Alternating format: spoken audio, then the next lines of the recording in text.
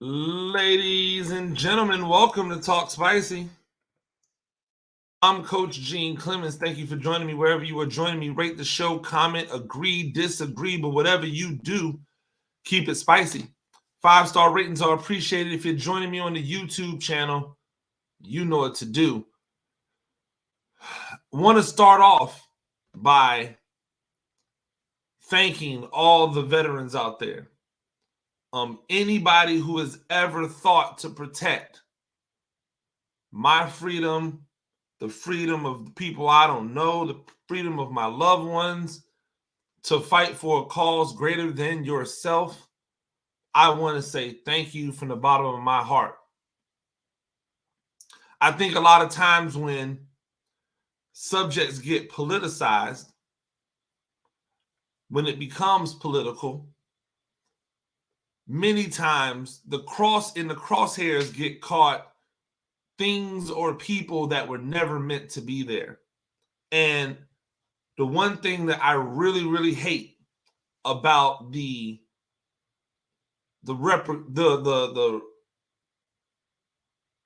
ramifications from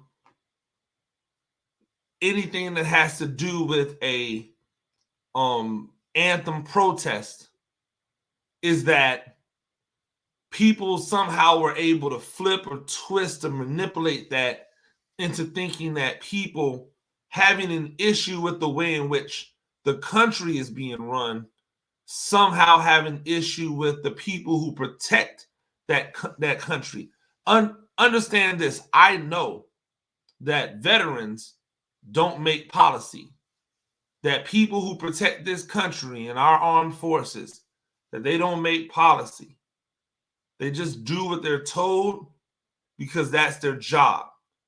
Their job is not to question why. Their job is just to do or die. I heard that somewhere. And I take that into serious consideration because I don't ever want anyone to believe that my issues with the way in which this country treats my people means that I have anything against our armed services, and those who populate our armed services, because many of my people are in the armed services. And I'm not even just talking about like family members. I mean just my people in general. And so today I want to wish all of the veterans out there, Black, white, Hispanic, Asian, whatever color you might be, whatever nationality you may want to represent, whatever ethnicity you are all family. We know it doesn't get done with fractures there. And I want to say thank you from the bottom of my heart. It's interesting about family because teams are family, and at the top of the family is the coach. For many of you that don't know, I don't just call myself Coach Gene Clemens. I am a coach, and so therefore I have, for years now been going with that moniker with coach in front of it because I am proud to be a coach. It doesn't define me. That's not the only thing that I do, but I am a coach.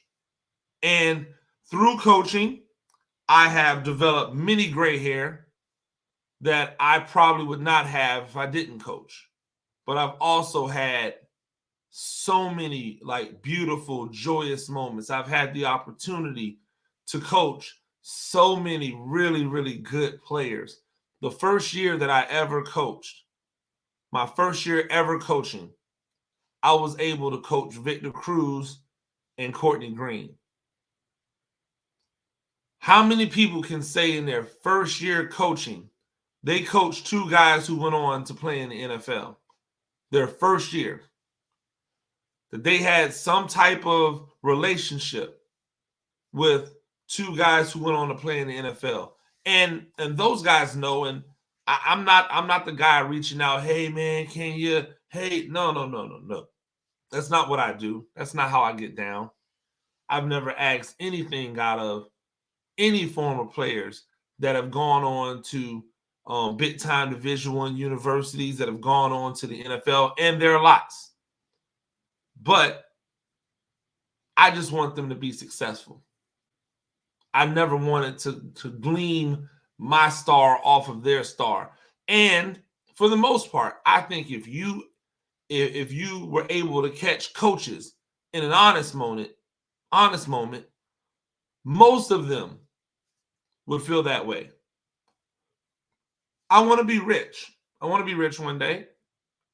I want to be well off. I want to be wealthy. I want to be able to pass on financial stability to the next generations.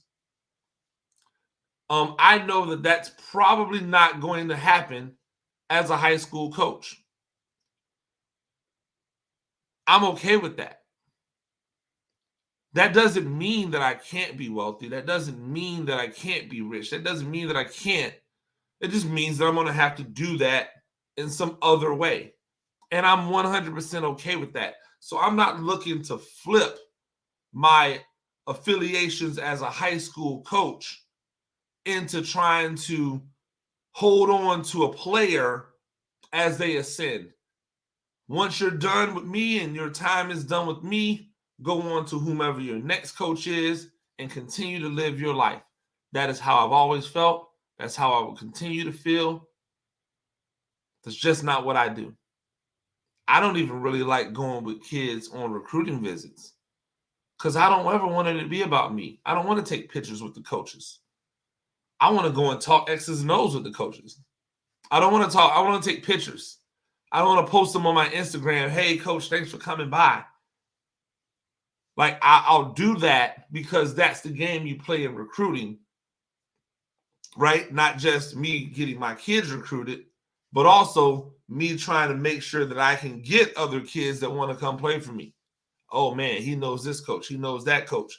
So I might, if the coach comes for a recruiting visit, hey, thanks to blah, blah, blah for coming. I appreciate it. Yeah, but that's not really what I'm here for. I'm happy that coach is here to recruit our kids, but I don't want to talk about like recruiting with that coach. I want to talk about football. Absolutely. So it makes me think about everything that you have to deal with when you become a head coach. And I've had the pleasure of being a head coach a few times. Sometimes it's worked out. Sometimes it has not. Sometimes it's been my own fault. Sometimes it has not. When I think about the line that you have to walk as a head coach, it's difficult, and people won't understand it at the high school level, but I'm going to break it down to you like this. You don't get paid a lot of money in most places. This whole idea that high school coaches are making over $100,000, you're talking about a handful of coaches out of thousands upon thousands of coaches. A handful of them make $100,000 just for coaching football. Keep in mind, most coaches still have a regular job. That's as a teacher. I teach English and I teach journalism. So I am not all day in my classroom drawing up plays. All day in my classroom, I'm trying to get my kids to learn how to write a really good essay thesis. That's what I'm doing. And then in between times, I'm trying to do the business of football. That's the communicating with administration about things that might be going on, communicating with other coaches about practice, communicating with people on the outside, supporters, trying to keep relationships great. You have to wear all of these hats at the same time, right? And none of those hats include coaching. So then when you coach, when you get to the point where you get to coach, you get to the point where you get an opportunity to do what it is you actually want to do, to do the thing that you love, right? Once you get an opportunity to do that, you have questions and you have decisions to make. The number one question is, what is my goal? Is my goal to win? As a head coach, do I want to be the guy who's trying to win? Trying to win and win championships? Because if the answer is yes, you might not be able to stay at the place that you're at because there's no chance to win there. If your goal is to be the winningest coach, if your goal is to win championships, then you may have to give up a head coaching job that you have because that head coaching job is never going to yield you championships. Now, that might sound weird to you. Well, what do you mean? You got to give up your... Hey, listen, if that's your goal, you have to put yourself in position to be able to attack that goal. And you can't attack that goal at a school where there are no chances to win. Now, if your thought process is, I want to be able to develop, mentor young men, well, then you can do that in any school because wins are not the priority. But watch this. Even at those schools, you've got to make winning a priority, because if you don't win and if you don't show signs that you can win, they're going to fire you. Yes, they're going to fire you from a job where you only make a few $1,000s a year to work thousands of hours. I want y'all to let that sink in. I'm a writer. I get paid to write. I make more money to sit down and write an article that might take me an hour. With research, might take me a couple hours. I get paid more money to sit down and write an article in the comfort of my home or at my office, whatever it might be. I get paid more money to do that than I do to spend hours upon hours upon hours a week coaching football. And I'm not bitter about it, but I'm telling you, this is the interesting thing about expectations, because the fine line you have to walk as a coach is if you are here to mentor, if you are here to show young men and young women the way, to be a beacon of light, to show them that they can get out of the situations that they are in, to show them how to hustle, to show them how to be a better worker in society, to show them how to work better with other people, to show them how to take commands without feeling like somebody's trying to talk down to them. If your goal is to do all of that, then you have to win games. Because if you do all of that and you don't win any games, nobody's going to give a damn about that stuff you're doing. They'll say they will, they'll say they do, but they won't care at all. They'll say it, but the truth is they won't care. So when you have to make that decision that you want to bench a starting player because that starting player is failing the class, you have to be ready for the ramifications of that action. And the ramifications are not people being mad at you. The ramification is that people are going to see the product out on the field from the person that you replaced that starter with. So when you go out there with a team that is not complete and you get the doors blown off of you and you say you were standing on principle, nobody's going to know what that principle looks like. The only thing they're going to see is the product that you put out there on the field. So if your starter is here and your starter's backup is someplace down there that we can't even see, and that's the decision that you make in the post-game press conference, are you going to go out there and go, well, we didn't have our starting left tackle because he couldn't pass his math class, because he wasn't passing his math class, or because he was failing 5 out of his 7 classes, or because he was failing 2 out of his 4 classes? Are you going to go out in public and say that? No. Why? Because you care about the kids. You want to punish the kid, but you don't want to hurt the kid externally. So you're going to take it, right? You're going to take it. But when you take it, people are going to say, that dude doesn't know what he's doing. That guy can't coach. He doesn't even have his best players playing. They're not going to investigate. They're not going to look into why you don't. They're just going to assume you're stupid. You're incompetent. We need to get our guy in here. We need to get another guy in here. So that's the fine line that you walk. Sometimes you're going to have to swallow your pride. And you're going to have to play that guy that you don't want to play because you know they don't really deserve to play, because you have to build up enough equity. You have to build up enough trust. You have to build up enough understanding.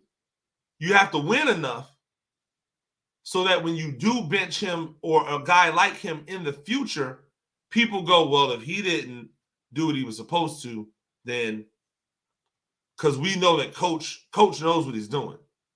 Coach didn't just forget how to win. Right? That's how it's got to happen. That's not how you like it. That's how it's got to happen. You're going to get fired. You keep rolling out 1-win and 2-win seasons, and you're going to get fired. Depending upon the place that you work at, if you go 500, you're going to get fired. I've seen people have winning records and get fired. This is at the high school level, where the coach is not making hundreds of thousands or millions of dollars, where they're making a couple thousand, a few thousand.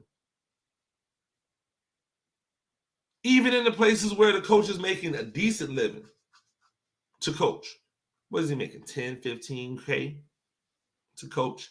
Still do the numbers. Still run those numbers on the hours spent. Because if that coach is making 10, 15K, 20K, then the expectations for that coach is through the roof.